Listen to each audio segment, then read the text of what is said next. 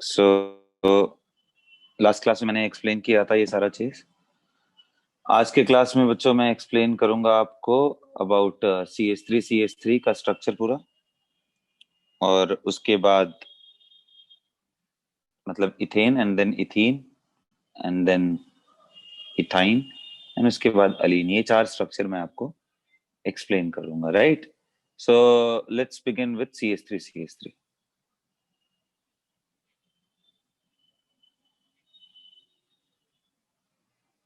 Alright, सो CH3 से करेंगे। यानी क्वेश्चन कौन सा था? चलो, इथेन के बारे में। तो बच्चों अब मैं सिंपली नॉर्मल बॉन्ड स्ट्रक्चर बना रहा हूँ। आप मुझे बताओ इसका हाइब्रिडाइजेशन क्या होगा, इस कार्बन का बेटा हाइब्रिडाइजेशन क्या होगा? बोलिए, बताइए बच्चों।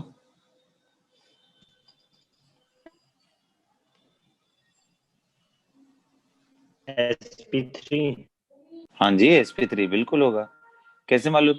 स्टेरिक नंबर 4 है सर, 1 2 3 एंड 4। तो स्टेरिक नंबर 4, तो 4 के लिए एक S और 3 P, sp3। बोलो बच्चों। यस सर स्टेरिक नंबर में ये जिसमें जैसे इसमें दो सी है तो इसमें मतलब एक ही लेंगे। क्या बेटा? सर इसका मतलब 4 ही होगा ना? हाँ बेटा, 4 इसलिए होगा, बात समझो कैसे देखते हैं स्टेरिक नंबर। यहाँ पे दो दो सेंट्रल एटम है, एक ये है बेटा और एक ये है। Yes sir.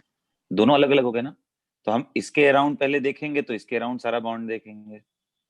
साइड एटम कितने हैं, तो इसके अराउंड साइड एटम कितने हैं, तो 1 2 3, और इसके जो जुड़ा हुआ ये 4। वो देख लो या सिग्मा देख लो, एक ही बात है। कितने सिग्मा बॉन्ड इसने बनाए हैं?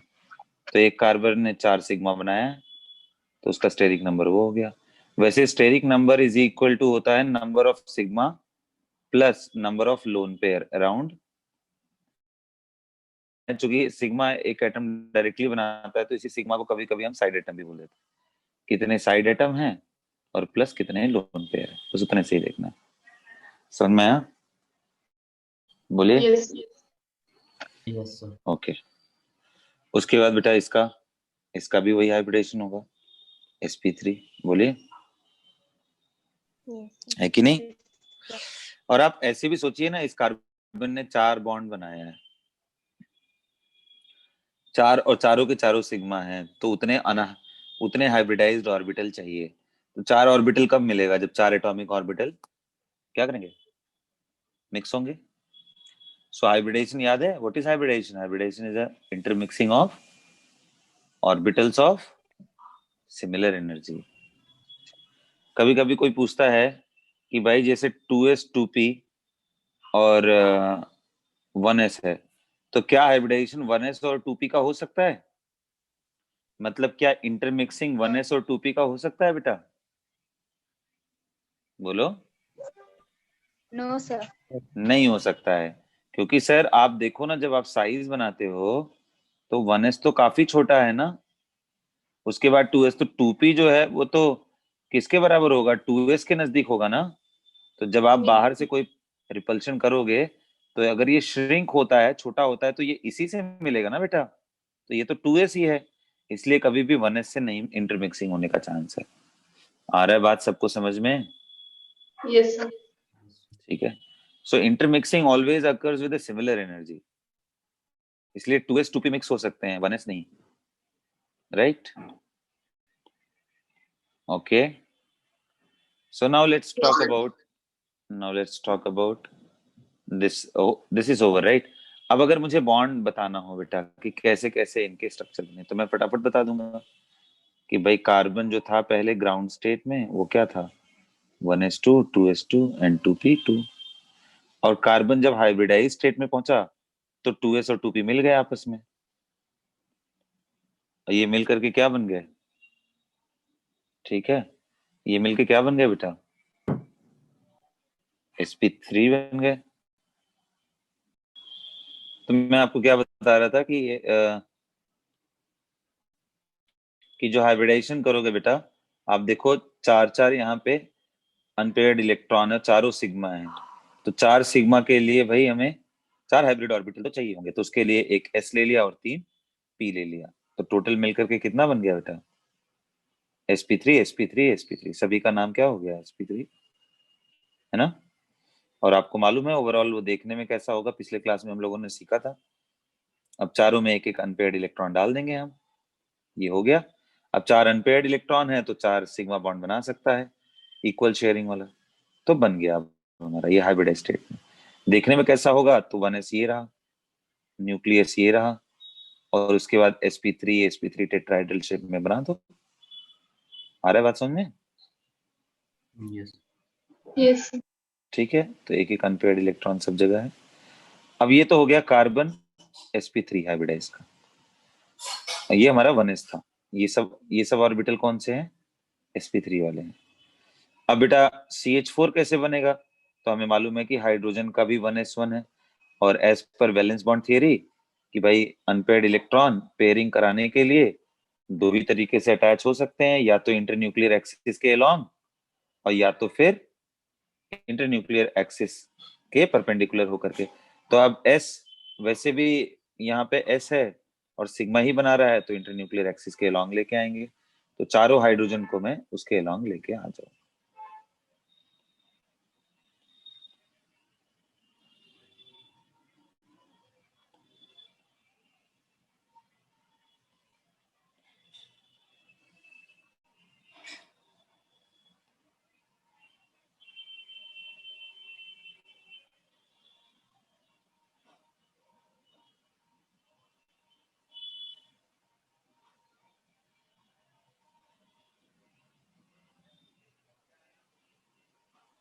बन गया ये बॉन्ड, ओवरलैप करा दो, मतलब ऑर्बिटल्स का थोड़ा सा साइज में।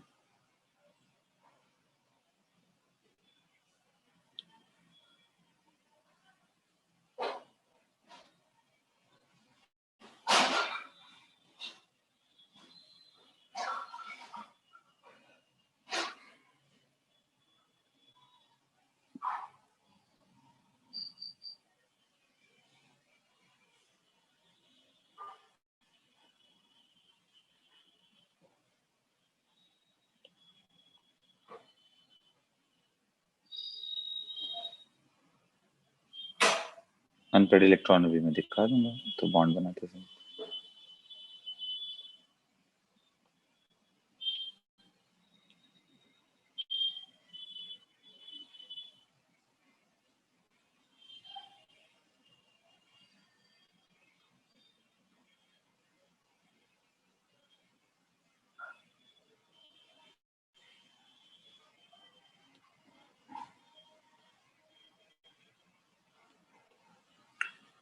ठीक, तो ये हो गया पूरा पूरा CH4 का स्ट्रक्चर।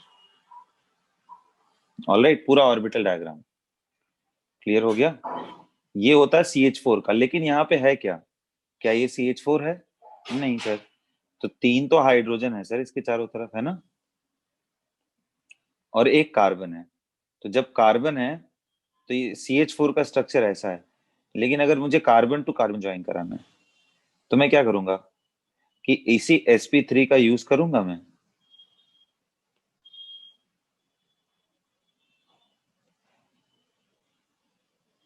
और बेटा मैं इसको थोड़ा सा मतलब अपने सहूलियत के हिसाब से ऐसा कर दे रहा हूँ।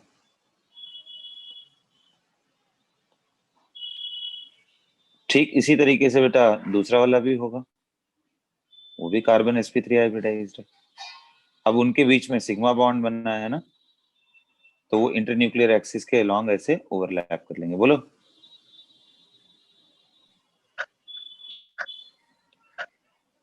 तो ये कार्बन और ये कार्बन, ये जो ऑर्बिटल हैं जिससे ओवरलैप किए हैं वो दोनों sp3 ऑर्बिटल्स हैं। आ रहा है बात समझ में? और बाकी रही बात हाइड्रोजन की, तो वो तो बहुत आसान है। हाइड्रोजन की तो आप हाइड्रोजन का एटम बना लो, एक ही अनपेयर्ड इलेक्ट्रॉन है, उसको आप पेयरिंग करा दो हर जगह।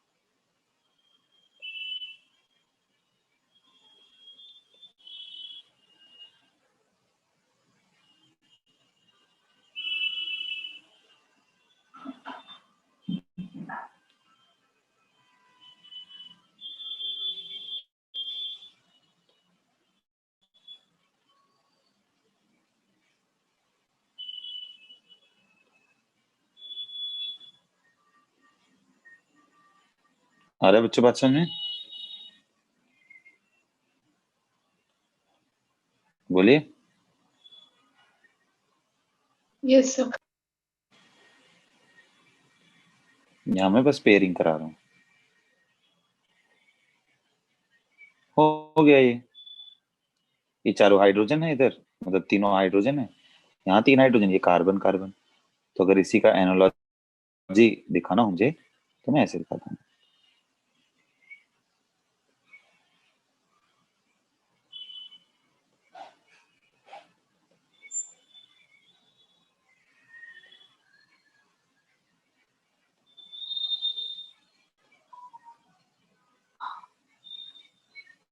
तो दोनों ही sp3 ओवरलैप। तो ये जो सिग्मा बना है ये sp3 ओवरलैप से बना है। और ये जो इधर वाला सिग्मा है यहाँ वाला, ये तो आप देख रहे हो ये भी सिग्मा है। ये कार्बन का sp3 है और हाइड्रोजन का s ऑर्बिटल है कि नहीं? ये कार्बन का और ये हाइड्रोजन का। बोलिए। Yes sir. क्लियर हो रहा है? बात समझ में आ रहा है? तो ऐसे हैं ये पूरे स्ट्रक्चर बच्चों, इसी तरीके से हमें सोचना है।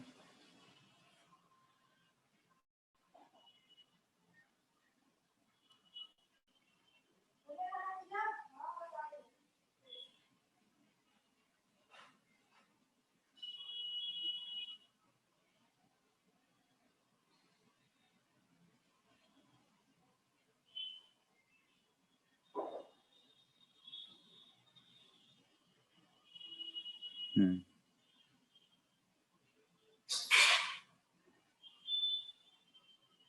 क्लियर?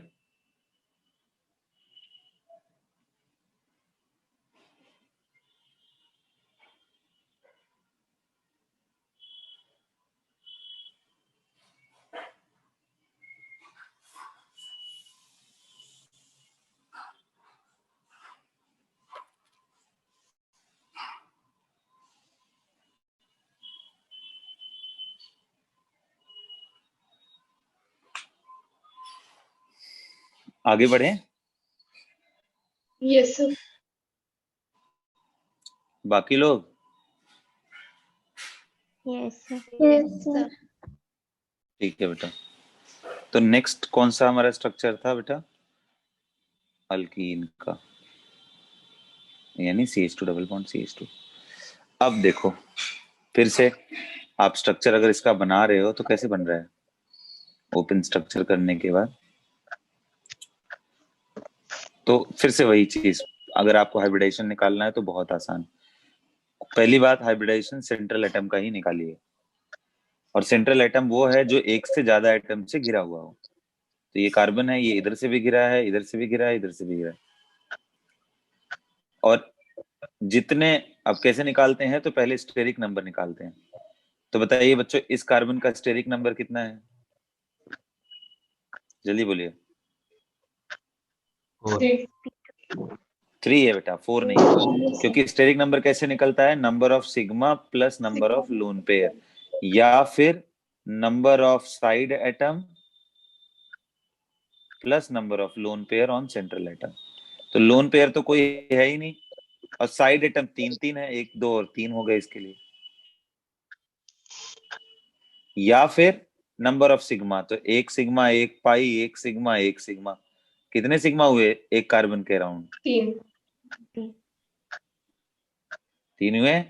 तो भाई, तो एकदम सेट कर लो भाई, जिनको नहीं समझ में आ रहा है वो ये सेट कर लो कि steric number is equal to number of sigma plus number of lone pair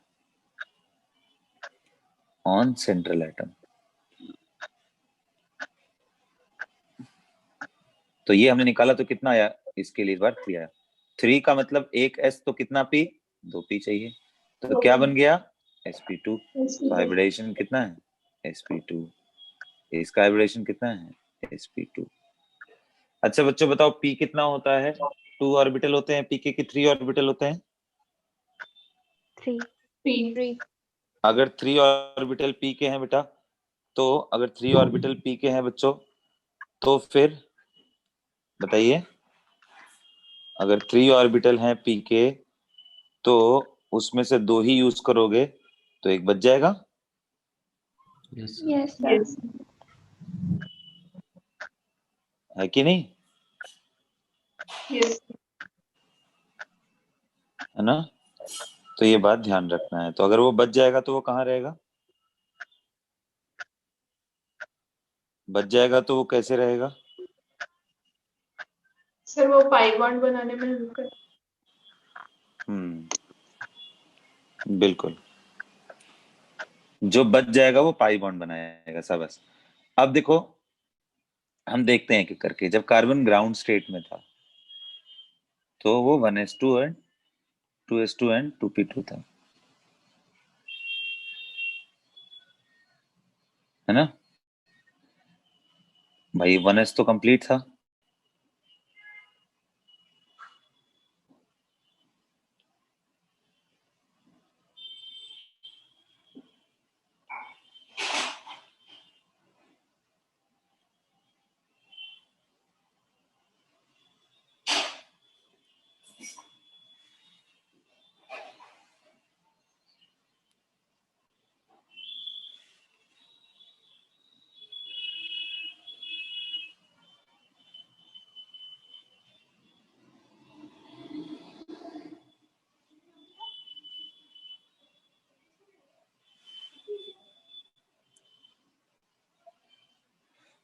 अब बच्चों, कार्बन अब जब हम हाइब्रिडाइज स्टेट करेंगे तो एक s और 2p मिल जा रहा है आपस में।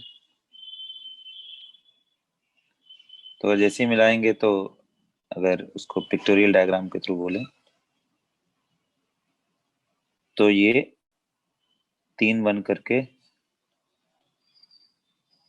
sp2 sp2 sp2, फिर एक p बच जा रहा है। तो अब सोचो, अगर मान लो px और py आपस में मिला देते हैं s के साथ, तो इसका मतलब कौन बच जाएगा बेटा? pz। जी। मतलब pz तो x और y के परपेंडिकुलर ही होगा ना? Yes sir. तो ये बात ध्यान रखना, जो रिमेनिंग p बचेगा, जो रिमेनिंग p बचेगा, ये ध्यान रखना कि ये परपेंडिकुलर ही होगा, ये p और ये sp2, तो ये परपेंडिकुलर ही होगा। अब क्या करना है? 4 अनपेयर्ड इलेक्ट्रॉन थे, चारों को मैं एक एक में कर दे रहा हूं। तो इसका अगर डायग्राम दिखाओगे तो कुछ ऐसा होगा कि सेंटर ये 1s, उसके बाद sp2 का एक ऑर्बिटल,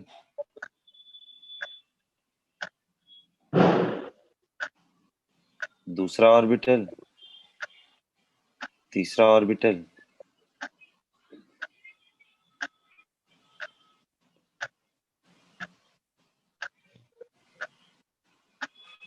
ऐसे दूसरे वाले का भी।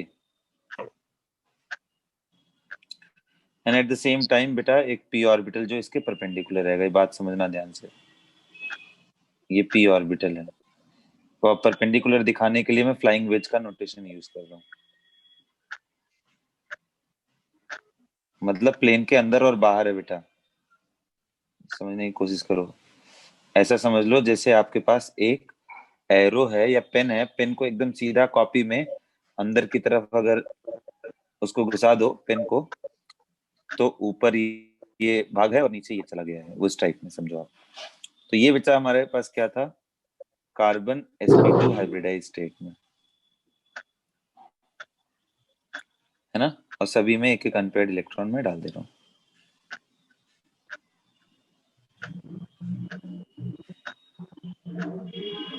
अब देखो, हाइड्रोजन के पास आपको मालूम है ऑलरेडी कि 1 अनपेयर्ड इलेक्ट्रॉन है। तो अब आप हाइड्रोजन को लेके आओ, ओवरलैप कराओ, यहाँ हाइड्रोजन को ओवरलैप कराओ, यहाँ हाइड्रोजन ओवरलैप कराओ, यहाँ हाइड्रोजन ओवरलैप कराओ।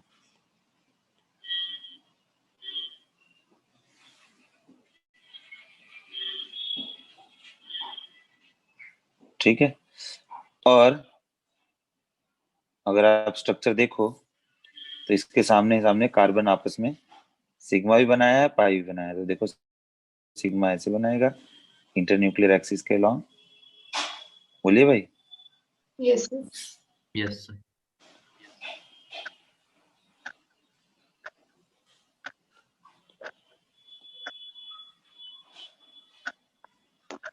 बन गया ये कार्बन कार्बन सिग्मा।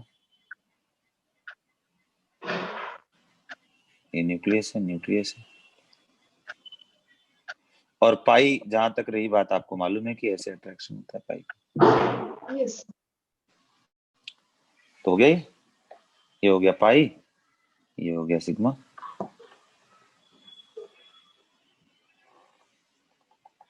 तो इसी तरीके से ये स्ट्रक्चर बना है हमारा। ठीक है। इंटरन्यूक्लियर एक्सिस के अलोंग बेटा हमेशा उस लाइन पे दोनों सेंटर रहना चाहिए। तो आप देखो ये वाला भी उसी लाइन पे सेंटर है, ये वाला भी उसी लाइन पे सेंटर है। ये दो न्यूक्लियस के लाइन जो आ रही है उसी के अलोंग ओवरलैप है ये, है ना, ये ध्यान रहे। तो ये सिग्मा हो गया, ये पाई हो गया, ऊपर और नीचे इसी को हम बता रहे हैं। तो यहाँ पे जो सिग्मा बना है वो किसके ओवरलैप से बना है? sp2 sp2 overlap. बोलिए। Yes sir. ये जो सिग्मा है ये कैसे बना है?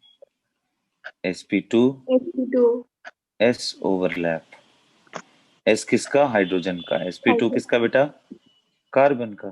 कार्बन। आ रहा है बात समझ में? Yes sir.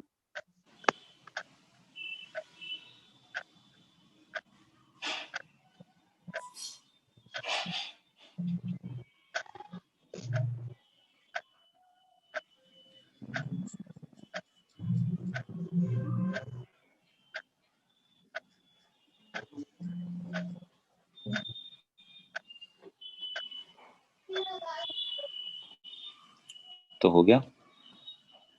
अब देखो मैंने इतना सारा स्ट्रक्चर बताया, आप उसी तरीके से एक बार थोड़ा दिमाग लगाओ और ये अलीन के स्ट्रक्चर के बारे में सोचो, जो लास्ट वाला है। थोड़ा सा आप टाइम लो बेटा, कोई जल्दीबाजी नहीं, आप टाइम लेके सोचो और बताओ। Structure of Aleen. तो कैसे स्टेप बाय स्टेप कैसे डिसाइड करना है? पहले हर एक कार्बन का हाइब्रिडाइजेशन डिसाइड करो, हर एक कार्बन का। फिर हाइब्रिडाइजेशन के हिसाब से उसका शेप बना के देखो कैसा दिख रहा है। फिर सिग्मा पाई जो भी है जैसे भी हो करने की कोशिश करो, ट्राई करो करो। ठीक है। तो बच्चों अब मैच कराओ सब लोग। तो एक बात बताओ, आपने इस कार्बन का हाइब्रिडाइजेशन क्या देखा? फिर से काउंट करेंगे sir. Sir sigma pi sigma and sigma, 3 sigma यानी sp2, कोई लोन पेयर नहीं है। इसका बताओ बेटा एस sp, क्योंकि क्योंकि सिग्मा पाई भाई हमें इसके अराउंड ही देखना है बस। तो 2 सिग्मा था तो हमने sp कर दिया। इसके अराउंड देखो स्टेरिक नंबर फिर से वही sp2।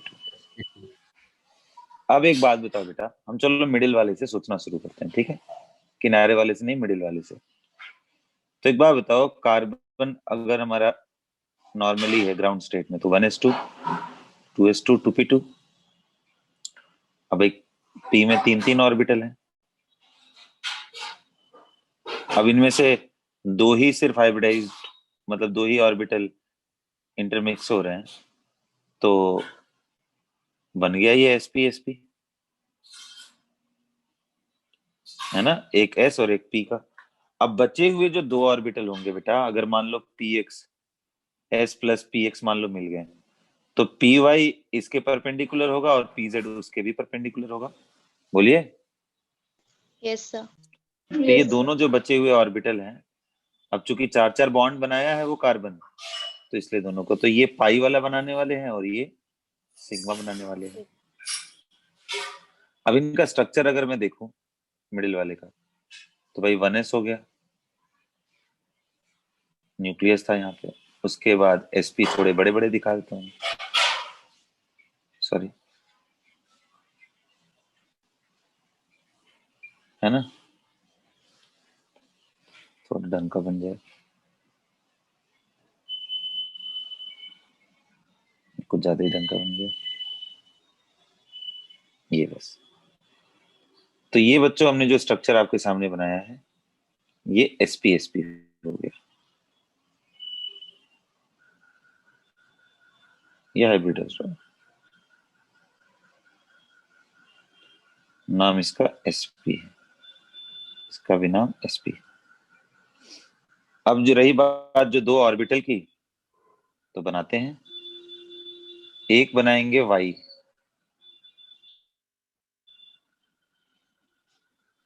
py,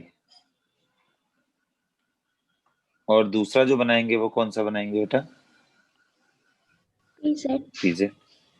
तो pz को मैं थोड़ा ऐसे करके डॉटेड लाइन से दिखा दूं, कोई दिक्कत किसी को? No.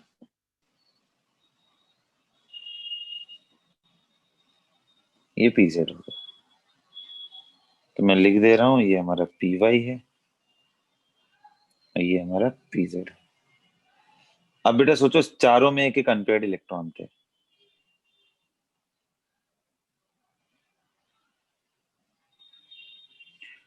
अब सोचो कि इसने अपने अगल बगल वालों से, मतलब अगर मैं स्ट्रक्चर को वापस बना करके रिपीट करूं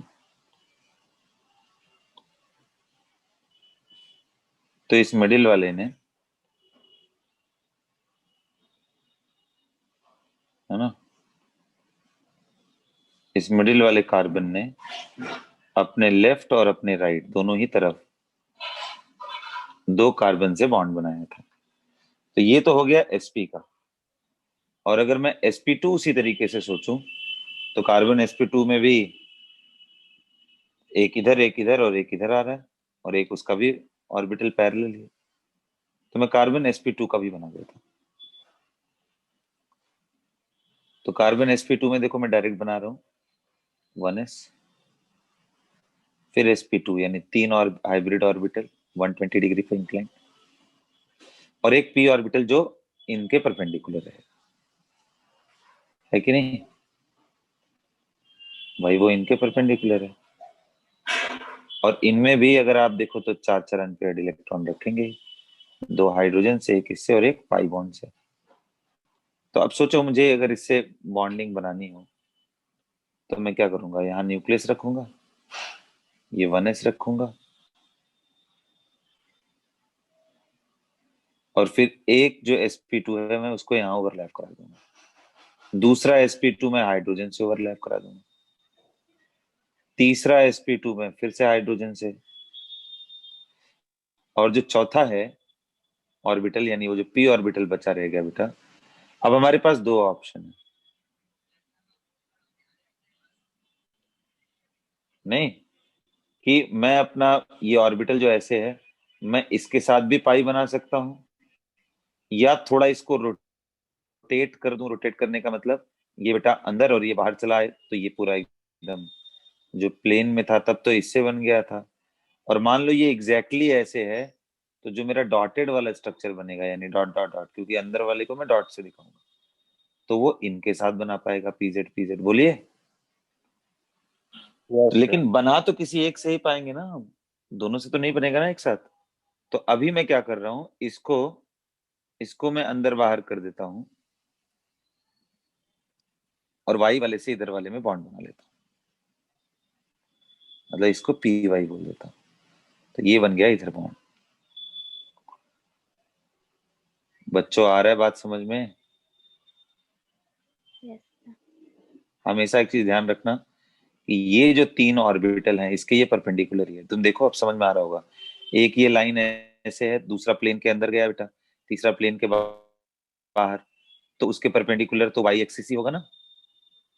ये अगर आप पूछोगे ये कौन सा प्लेन है सर, तो मैं बोलूंगा बेटा ये प्लेन एक्स जेड प्लेन है, तो उसके परपेंडिकुलर ही तो है ये। बोलिए। Yes sir.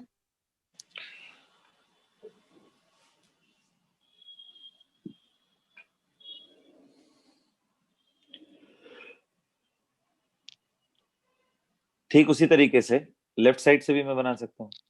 भाई मैं पेयरिंग देखो इलेक्ट्रॉन दिखा के करा दे रहा हूँ। यहाँ हो ही गया था। ठीक उसी तरीके से यहाँ एक कार्बन का न्यूक्लियस बनाऊंगा और 1s बना दूंगा। उसके बाद sp2 sp2 और sp2 इस बार मैं xy प्लेन में कर दे रहा हूँ। तो अब जो ऑर्बिटल बचेगा इसका वो कौन सा बच जाएगा? z वाला, जिसको मैं डॉटेड से दिखा रहा हूँ। डॉटेड से दिखाने का मतलब भी मैंने आपको समझाया था कि मतलब एक ऊपर और एक नीचे।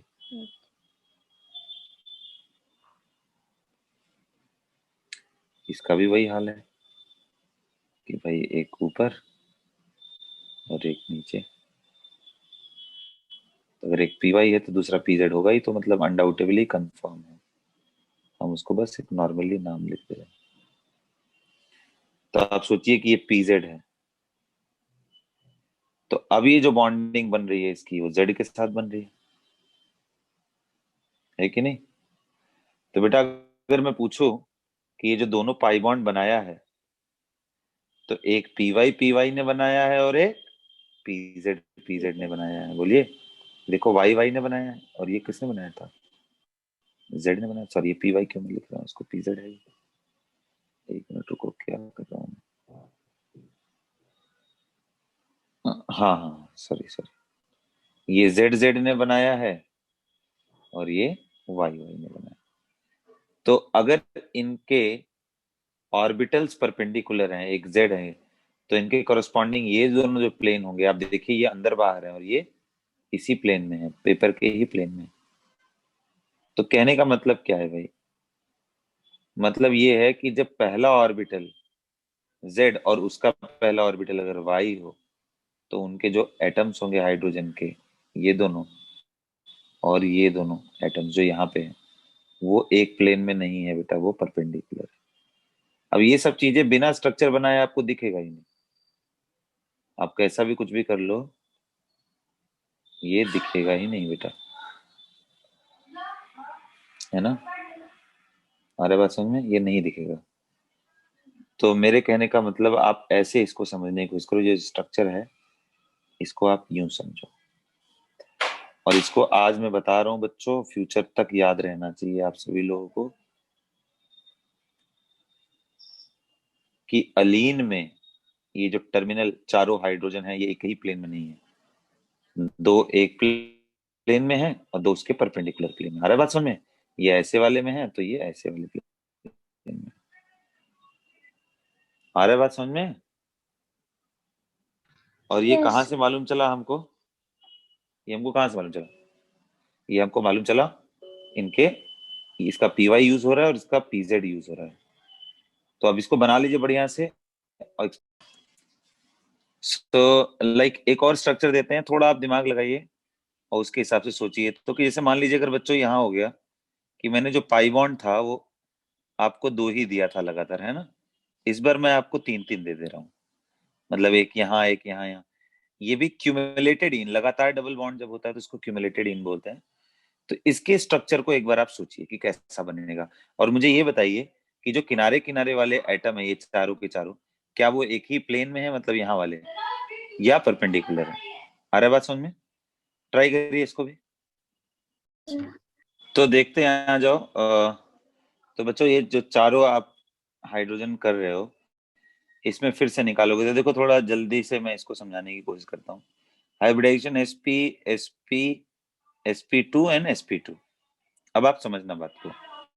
मान लो इस कार्बन से मैं शुरू करता हूँ और मानता हूँ कि x वाला इसमें यूज हो गया। तो अगर इसका x यूज हुआ है और इसका भी हाइब्रिडाइजेशन sp है, तो उसी डायरेक्शन में भाई ये रहना पड़ेगा इसको भी। तो इसको भी x ही यूज करना पड़ेगा, तभी तो सिग्मा बन पाएगा दोनों में। तो sp(x), तो इसका मतलब इसका भी py pz बच गया और इसका भी py pz बच गया। अब चीज ये है कि बच्चों अब बॉन्डिंग कैसे करें हम?